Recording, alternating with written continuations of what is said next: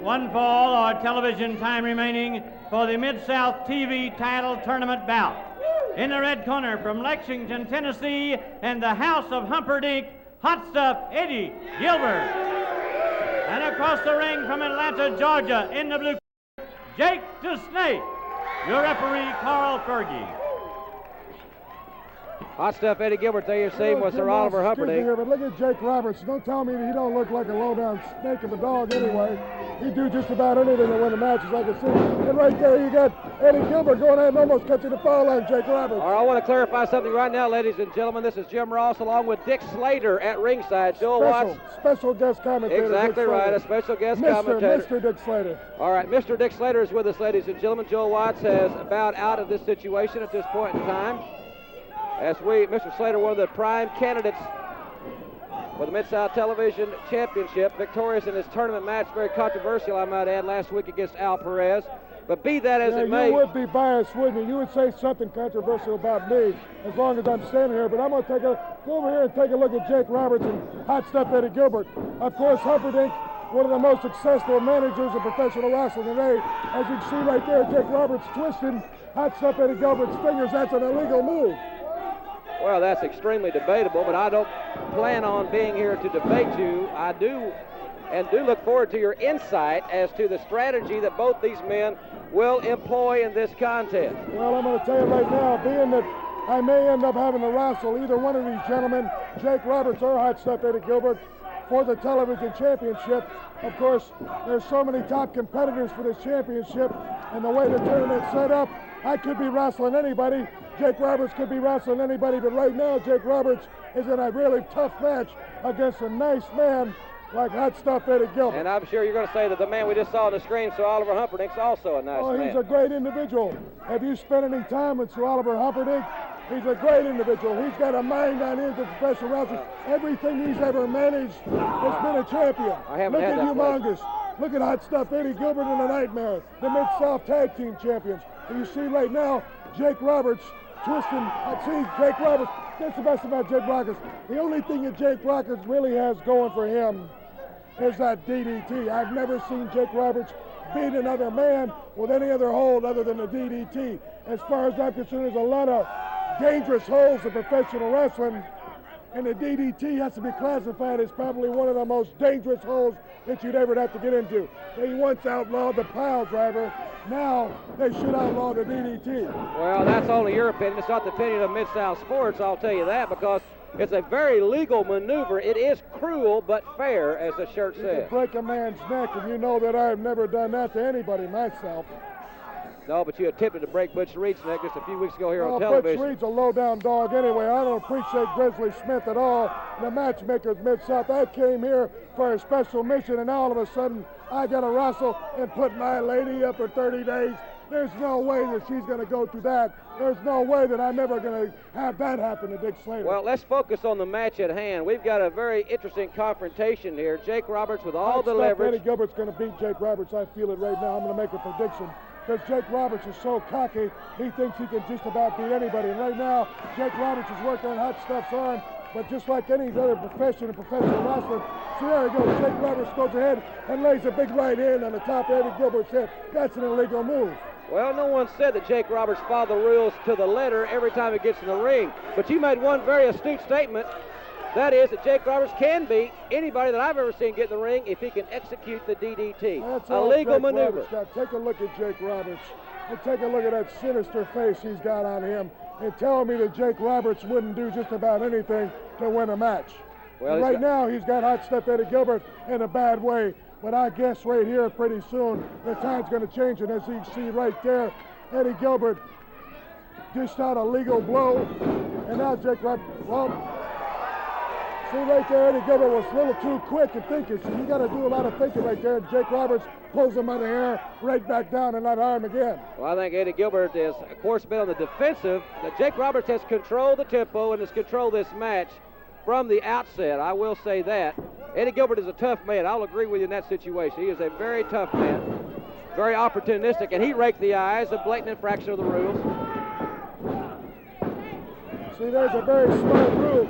Jake Roberts got them big old long legs, and Eddie Gilbert was able to get right down underneath him and come up with that combination of moves that he did right there. And now, of course, Eddie Gilbert, he's got a little bit of power going around there. Well, he may have. He knows what he's doing, though, Steve. And he's making a quick exit. Gilbert tried to go right to the well, but it was dry. Jake Roberts. Gilbert. Why is Gilbert? Well, you know why Gilbert's running now? Jake Roberts is using his fist in every move he's got. Now Jake Roberts made a very stupid individual move and found himself caught right there. You know, Humperdinck has trained his men very well, you know. Well, he is, of course, 5 times manager of the year, professional wrestling, and right now, Hot Stuff Eddie Gilbert taking over on the man with the DDT, Jake the Snake Roberts, and as we see the tide turning here on Mid-South Wrestling, this television tournament match, 1 fall or TV time remaining. I told you he was going to win this match, didn't I? There you go, right there. That's it right there, I'm guaranteeing. Oh, jeez. 1, 2. Jake Roberts is very lucky to kick out of that one. Jake Roberts is a competitor, no doubt about it. He has a solid support of the fans. It's really great to hear the DDT chant everywhere he goes in the arena. Roberts, do you hear him chant Jake Roberts like they chant Dick Slater, like they chant Journey? You know, everywhere Journey and I go, is everybody's got a little nasty sign for her. I'm tired of that myself. I deal with a lot of respect everywhere I've gone in this world. And right now you see Eddie Gilbert's got Jake Roberts in a real bad position. And that's right. Hit him back like that because Jake Roberts has a discount because he did the same thing to Eddie Gilbert. Well, let's try to keep our comments unbiased. You're the guest commentator. I'm not a biased commentator. I'm sitting here and I'm calling it play by play.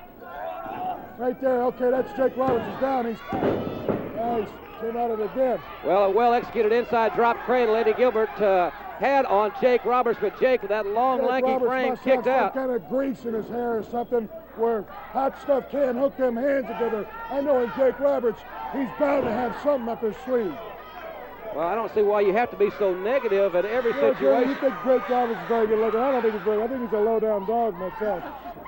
Snake Roberts. Snake, yeah, Snake, yeah. The Snake. Well, ladies and gentlemen, now remember this match, 1 fall or television time remaining.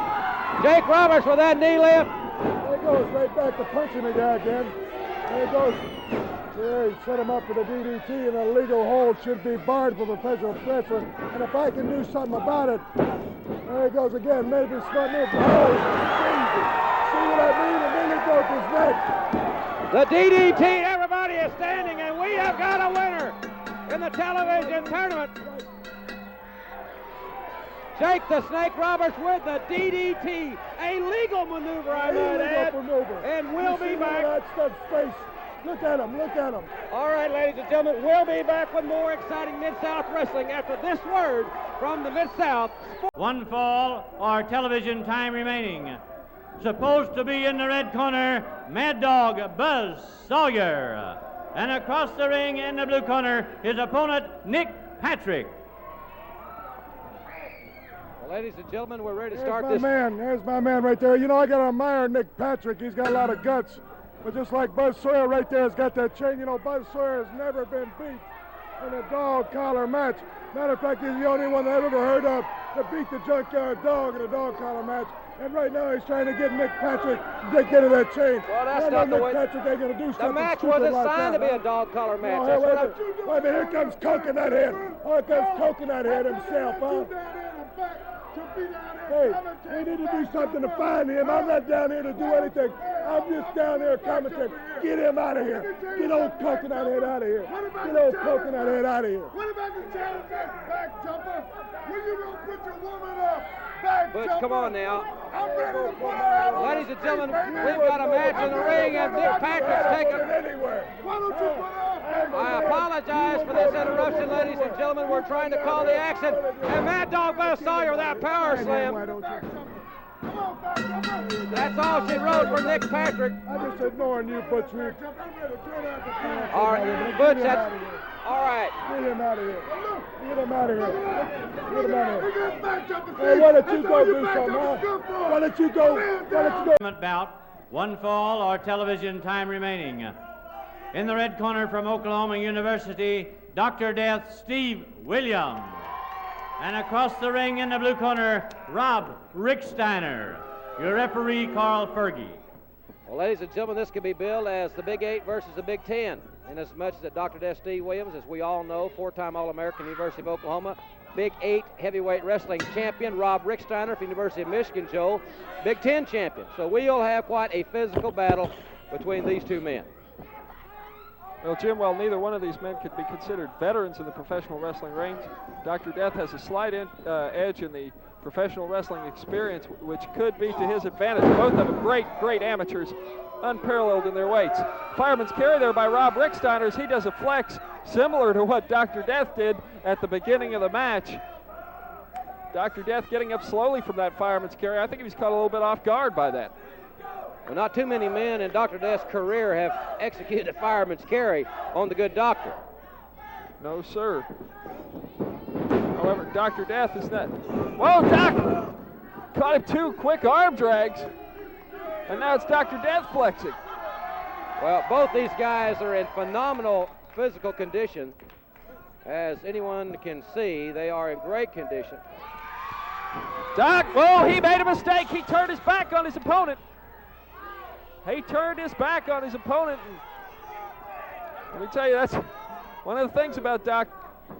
Sometimes he relies a little bit too much on that strength of his. Gets a little bit overconfident, but you just really can't take anything away from him. Certainly not. He is one of the most improved wrestlers in professional wrestling. No doubt about that. And he is really a superstar on his way up. But I'm impressed, Joel, with Rob Ricksteiner. He's got the amateur background. He's got all the physical tools as he reverses Steve Dr. Death Williams. We haven't seen that too often. He pulled a switch on him and went into the hammerlock. Dr. Death got out of the hammerlock. Dr. Death with the Granby roll. Nice Granby roll there. Ricksteiner getting up looking a little bit confused. I think he thought that he had Doc under control. But Doc, I'm telling you, I have never seen anybody that can keep him down on the mat, especially in a referee's position like that. Doc hammered him a right cross. He really hammered Ricksteiner. An illegal blow, but that gave him the momentum as he takes Ricksteiner in and hammers him hard elbow. Headbutt. Every part of his 265-pound frame is a weapon. There is not he does not have a portion of his body that he cannot punish you with. The flat of the foot being no different as he is really taking it now to Rob Ricksteiner.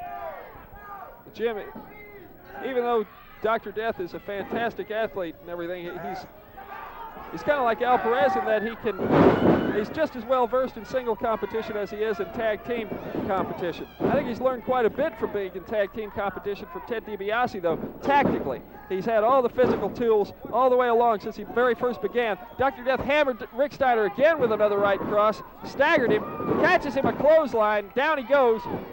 Lateral press. This may be all for Rob. Well, Dr. Death said, no, it's not going to be all. I'm going to pick him up. Doc with a hard elbow across the neck. Doc gaining momentum on Ricksteiner. Just like the Sooners on their way to the Orange Bowl, they're gaining that momentum, and Dr. Death.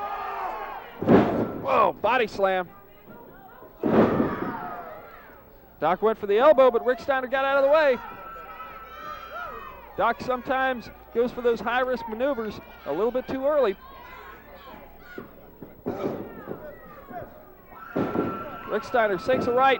Both men toe-to-toe, exchanging blows. And, brother, let me tell you, any one of those blows could have taken the head off the normal man. Hard arm whip. Ricksteiner flattens him with an elbow.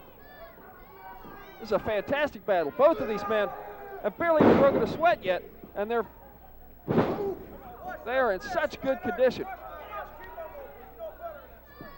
Ricksteiner certainly not intimidated by Dr. Death's track record, as many are. Both men have about the same mental temperament, I think. Both of them have quick fuses. And they stay angry. They stay in a very violent temperament. Of course, we've seen Dr. Death more times. Of course, being from Oklahoma and seeing him through the years of the Oklahoma Sooners. But I know that Rob Ricksteiner's got that great background as well, talking to people up in the Big Ten area.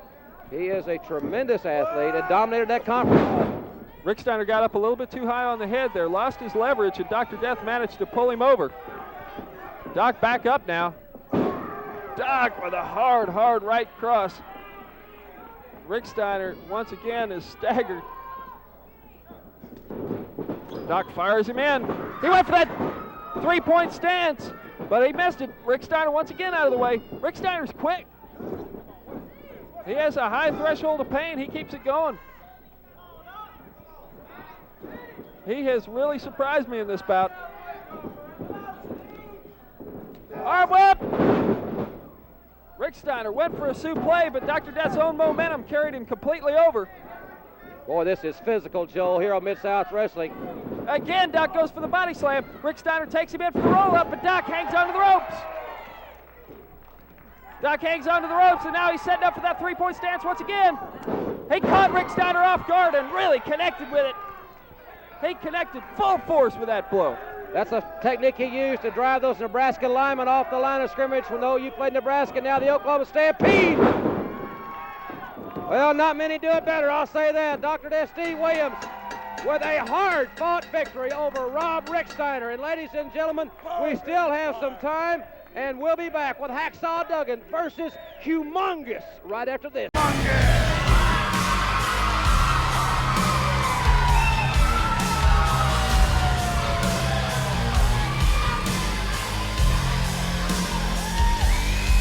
And on his way to the ring in this one fall or television time remaining tournament bout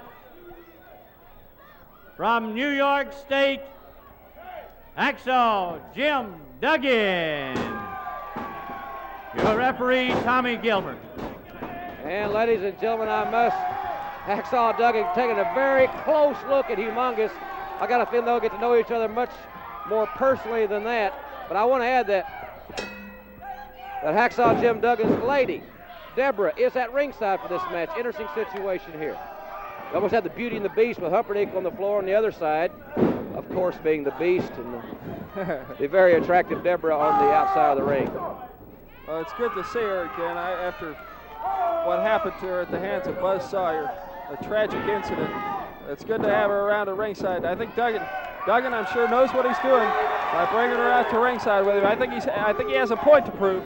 Both of these men squaring off there with a couple of shoulder smashes. Duggan gets the upper hand, though. Duggan caught Humongous with a hard clothesline, takes him down. Clothesline, of course, made illegal in NFL football, but it's still alive and well in the pro wrestling rings. Collar and elbow tie-up. Humongous with a hard forearm smash. He goes for a clothesline. Duggan hangs onto the ropes. Sir Oliver Humperdinck trying to trip him out there. Humperdinck is playing with fire there.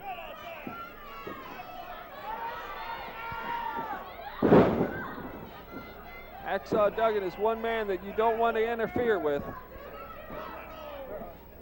Humongous with that big leg. Takes Duggan in again. Bear hug. Boy, this is a main event anywhere in the country. It is a main event without a doubt. Where else but Mid-South Wrestling? This very important television tournament matchup. Of course, the television title vacated, and Hacksaw Duggan went to the mask. Boy, put that big grade A ham on the mask to no avail. He hammered in that mask is a protective piece of gear. Catches Duggan again. Humongous has Duggan in a predicament. Here, Sir Oliver Humperdinck on the other side of the ring. Humongous has been undefeated on Mid-South television. Certainly quite a test for Hacksaw Jim Duggan. And the fact that the TV title is on the line in this tournament makes this match a very, very, very important one. Both of these men at the top of the ranks. Arm whip, and Humongous again goes to the bear hug. Now he's got 275 plus pounds up in that bear hug, and he is squeezing. Hacksaw Duggan, you can see his back getting red around the ribs, and Humongous has really got it locked. His hands are really locked together, and Duggan is in a bad way at this point in time. with Humongous controlling the tempo, which is very unusual, as we see Deborah at ringside cheering Jim on. This is a very unusual situation to see Hacksaw Duggan in. It sure is, but the people are behind Jim Duggan 100% as we heard him chanting, Dugan, Dugan. Tommy Gilbert wouldn't check the arm of Hacksaw Duggan. He was that close to being unconscious, but Duggan back in again, trying to attack, but still a little bit weary. That bear hug will drive the oxygen right out of your lungs, especially when applied by Humongous. Well, he's 300 pounds, you know, and he's 6'6" or 7", whatever he is. He's a massive individual. Sir Oliver Humperdinck wandering around to the wrong side of the ring, in my opinion. The referee can't watch everything. He's got his hands full with this tremendous confrontation. Duggan is being really tested by this phenomenal athlete known only as Humongous. Well, Duggan, this is the kind of match you really have to get psyched up for, and you really have to use a lot of strategy against a man like Humongous. Duggan, of course, had his thoughts misdirected earlier with the incident we saw involving Buzz Sawyer. Dick Slater, it's official, he has been fined $2,500 for his actions. Of course. All right, Duggan's back up. Duggan's up, he's firing up. Yes, sir, he's got him up. Whoa, I think that's the first time I've ever seen Humongous slam. Humongous. But the referee, right in the small of the back, right in the kidney area. Humperdinck is pulling a chair into the ring. Humperdinck is holding a chair up. This is a new tactic, but Duggan reversed it. Oh, and he hammered Humongous. Spear. He hit him the spear. Lateral press. Oh, listen to this crowd. Yes. I love it.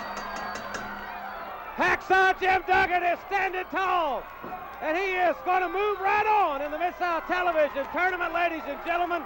What a tremendous victory. There you see him. Hacksaw Jim Duggan with Deborah. A great victory for Hacksaw Duggan, a hard defeat for Sir Oliver Humperdinck's Humongous. And